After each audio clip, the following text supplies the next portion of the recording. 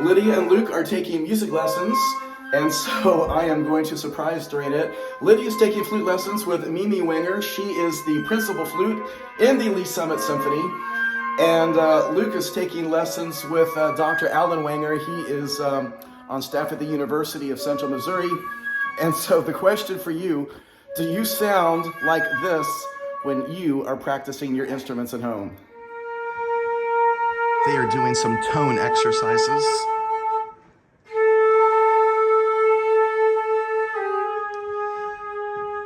Now, check this out up here.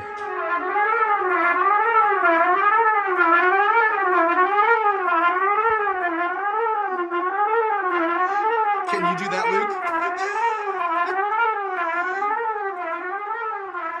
That's how you play the trumpet.